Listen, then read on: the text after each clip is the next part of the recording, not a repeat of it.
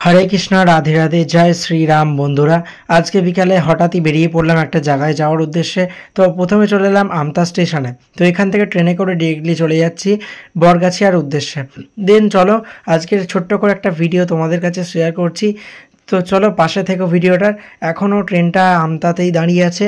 আমরা ভাবছি কখন ছাড়বে, একে তো লেটে এসেছে। এখন আমতার ট্রেন সত্যি সত্যি সত্যি খুব লেটে চলছে, কী আর বলবো। তো চলো, ভাগ্যিস দয়া করে ট্রেনটা ছেড়েছে। এবার চলে যাচ্ছি বরগাছিয়ার উদ্দেশ্যে। তো বরগাছিয়া যাবো করে ভাবছিলাম, তখনই আমাদের একটা ম্যাম ফোন করলেন। উনি বললেন, না বরগাছিয়া আসার দরকার নেই, মুন্সিরহাট আসুন। ভাবুন তাহলে, বরগাছিয়া যাওয়ার উদ্দেশ্যে বেরিয়েছি, এখন বলছে মুন্সিরহাট। তো কোনো ব্যাপার নয়, চলুন মুন্সিরহাট যাওয়া যাক। তো মুন্সিরহাটে ওই দেখো কাকা পিছন থেকে ভিডিওটা করছিলাম, দেখছিল। সত্যি বলছি কাকা, পরের জিনিসটা দেখতে খুব ভালো লাগে না। তো চলো, কিছু বলার নেই আর। এখন মুন্সিরহাটে নামবো। মুন্সিরহাটে নেমে ওখান থেকে যে সমস্ত প্রোডাক্টগুলোর জন্য যাচ্ছে ওগুলো নিয়ে আবার বাড়ির পথে রওনা দেবো। তো তার মধ্যে ট্রেনেতে একটু গল্প আড্ডা দিতে দিতে চলে গেলাম। তাই রাকেশকে সঙ্গে নিয়েছি, যাতে একটু ট্রেনের টাইমটা, সফরের টাইমটা কেটে যায়। মুন্সিরহাটে তারপরে আমাদের ট্রেনটা নামিয়ে দিয়ে টাটা বাই বাই বলে চলে গেল। আর তারপরে আমরা ডিরেক্টলি ম্যাডামের থেকে প্রোডাক্টগুলো নিয়ে আবার আমতায় অন্য ট্রেনটা করে ব্যাকে ফিরবো। তার জন্য এখন বসে আছি, কি করব, ট্রেনটা যতক্ষণ না আসছে বসতে হচ্ছে, কিছু করার নেই। প্রোডাক্টগুলো নিয়ে নিয়েছি, এখন বসে আছি ট্রেন আসার অপেক্ষায়। কোনো ব্যাপার না, ট্রেন তাড়াতাড়ি চলে আসবে। তারপর ট্রেন আমাদের চলে এলো। আর এই যে রাকেশ জানলার পাশে বসে পড়েছে, এখন গল্প করছে। কিছু বলার নেই আর, তোদেরই সময়।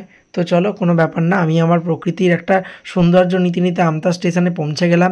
আমাকে ট্রেনটা সুন্দরভাবেই আমতা স্টেশনে পৌঁছে দিয়েছে, কিছু আর বলবো না। অনেক থ্যাংক ইউ ট্রেনু মামা। তারপর চলে এলাম আমতা স্টেশনে। ভাইগুলো টাটা দিচ্ছে পিছন থেকে। ভাই, পারলে সাবস্ক্রাইব করে দিস চ্যানেলটা, যদি দেখে থাকিস ভিডিওটা, তোদেরকেও ফেমাস করে দেবো আমি। ঠিক আছে, আগে আমি হই, তারপর তোদেরকে করবো, ওকে।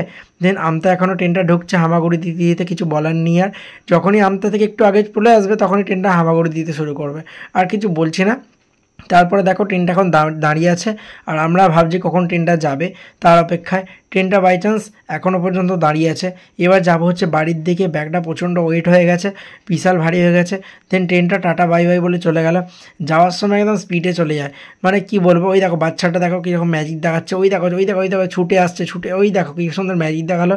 সত্যি বলছি, ওই ম্যাজিকটা একটু মানে বুঝে শুনে দেখাস, ঠিক আছে। তোদেরকেই বললাম সাবধানে যাস, টাটা বাই বাই। তো ট্রেনটা আমাদেরকে চলে গেল ছেড়ে দিয়ে। এবার আমরা একটু বসে আছি এখানে, একটা বন্ধু আসার অপেক্ষায়।